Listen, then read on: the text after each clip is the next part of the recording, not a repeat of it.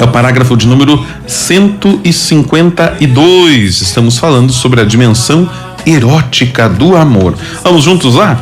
Parágrafo 152, que vai nos dizer assim, então: assim, não podemos de maneira alguma entender a dimensão erótica do amor como um mal permitido ou como um peso tolerável para o bem da família, mas como o dom de Deus que embeleza o encontro dos esposos. Veja só. Então, essa dimensão do amor, que é a dimensão erótica, existem várias dimensões do amor, é isso que nós estamos vendo aqui. E uma delas, não menos importante, por ser ligada à questão corpórea, é a questão erótica. Então, isso que o Papa vem dizer.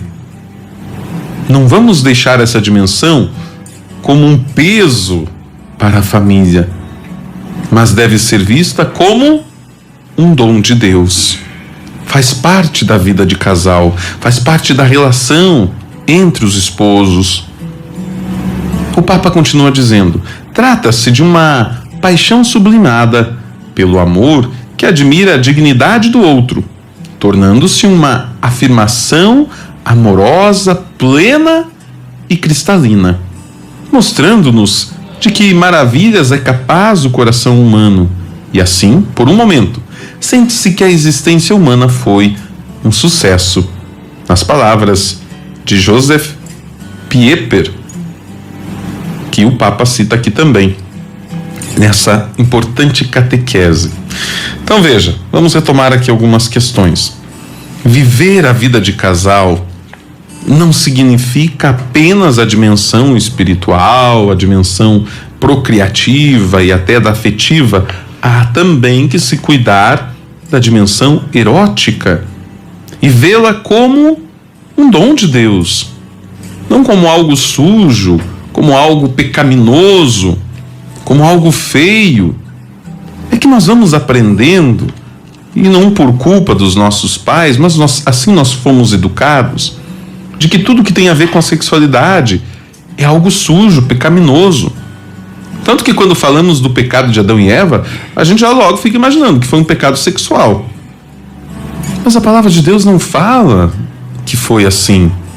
Diz que sim, foi a ganância humana, a inveja humana, de querer se igualar a Deus. Isso sim. Esse querer igualar-se a Deus é que levou o homem ao pecado. E é claro, na dimensão da sexualidade também vamos ter esta tentação de querermos ser deuses. Mas e os outros pecados? Também fazem parte. Por isso não dá para dizermos que simplesmente vamos deixar de lado essa questão.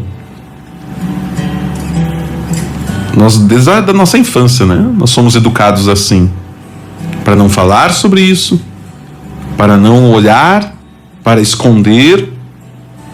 Quando a criança é pequenininha e tira a roupa, logo vem a repreensão dos pais dizendo: não pode, é feio, não faça assim, porque é feio. E aí a criança vai incutindo aquilo na sua mente, que é feio, que é pecaminoso, que é errado, e vai sendo educado de uma forma errada. Aquilo que não é falado torna-se ainda uma tentação maior. Por que não se fala? Por que este tabu? E aí fica aquela curiosidade.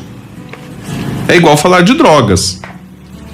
Droga, gente, vamos ser sinceros. Como todos os pecados, é algo que dá prazer. É algo bom. Se você educa dizendo que é algo ruim, ele não é ruim. Vai ter consequências ruins, nefastas. Mas em si é algo prazeroso. Entre ser bom e mal é outra coisa, mas é algo prazeroso. O pecado é algo prazeroso, mas que vai ter as suas consequências. E aí é que vem o erro. A mesma questão é a sexualidade, vivida dentro dessa dimensão da maturidade, de uma aceitação de si, do outro, de um olhar o outro com respeito. não como um objeto. Isso tudo vai fazer com que nós tenhamos uma maturidade também na afetividade. Agora, se isso não foi bem trabalhado, que é a maioria dos casos, podemos crescer com uma mente doente nesse aspecto da sexualidade. Eu acredito que dá para nós darmos uma avançadinha um pouquinho mais, né? Vamos para o parágrafo 153, e aí nós já vamos entrar num outro tema aqui também, importante para nós meditarmos. Vamos falar agora sobre a violência e manipulação. No contexto dessa visão positiva da sexualidade, diz o Papa, é oportuno apresentar o tema na sua integridade e com um realismo são, sadio. Pois, diz o Papa, não podemos ignorar que muitas vezes a sexualidade despersonaliza e enche de patologias, de modo que se torna cada vez mais ocasião e instrumento de afirmação do próprio eu e da satisfação egoísta dos próprios desejos e instintos. Veja bem, até agora nós estávamos olhando esses aspectos positivos da sexualidade. Agora nós avançamos para um outro tema que vem demonstrar esse desequilíbrio. Se antes nós estávamos falando de uma pessoa madura, realizada, integrada, agora nós vamos falar sobre as pessoas que não trabalharam esta dimensão. E muito importante agora, porque de repente nós vamos nos encaixando também nesses aspectos. O que pode acontecer, diz o Papa, se tornar uma patologia? Padre, o que é isso? É uma doença. E o que acontece? Se torna cada vez mais ocasião para a afirmação do próprio eu e de uma satisfação egoísta. Por que muitos acabam se entregando a uma sexualidade desregrada?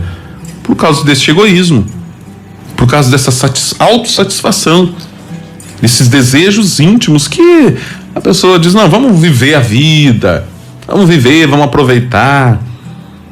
Neste tempo, diz o Papa, também a sexualidade corre grande risco de se ver dominada pelo espírito venenoso do usa e joga fora. É a chamada sociedade do descartável, onde o outro se torna um objeto que eu uso e faço o que eu quiser. E depois simplesmente eu jogo fora. Por que fazemos assim, né, com as coisas? Copo descartável, prato descartável, celular descartável, garrafinha descartável, latinha descartável, tudo é descartável. Então talvez o ser humano também seja descartável. Nada mais é para sempre. E essa frase nós ouvimos muito. E essa frase vai destruindo a nossa base. Aí, padre, mas nada é para sempre. Tem muitas coisas que são para sempre que não podemos deixar. O Papa continua. Com frequência, o corpo do outro é manipulado como uma coisa que se conserva enquanto proporciona satisfação e se despreza quando perde o atrativo. Então eu vou conservar enquanto aquilo está sendo satisfatório para mim e depois eu vou então desprezar quando ele já não tiver mais um atrativo. Eu me sinto atraído enquanto aquilo é prazeroso.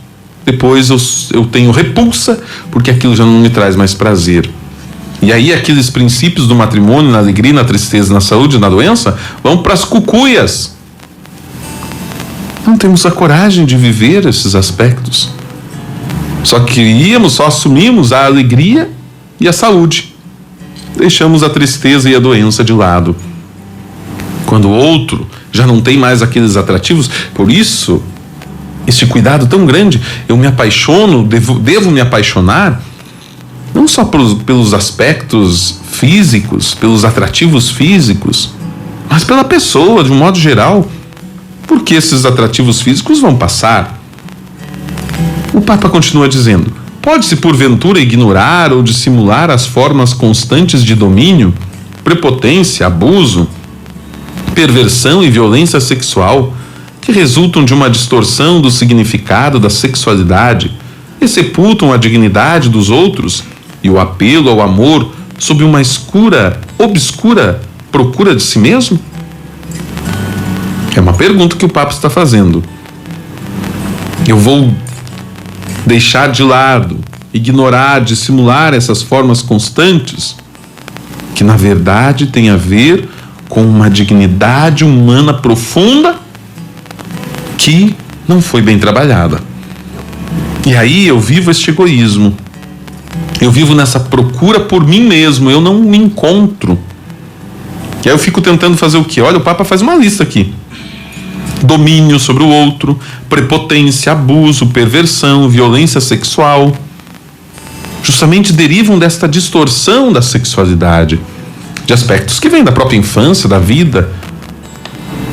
Então, caríssimos pais, querida família, é necessário aprofundarmos, entendermos mais para bem trabalharmos isso com os nossos filhos, netos, afilhados, sobrinhos. Uma sexualidade integrada para viver-se este amor que olha para o outro e se entrega ao outro sem preconceitos.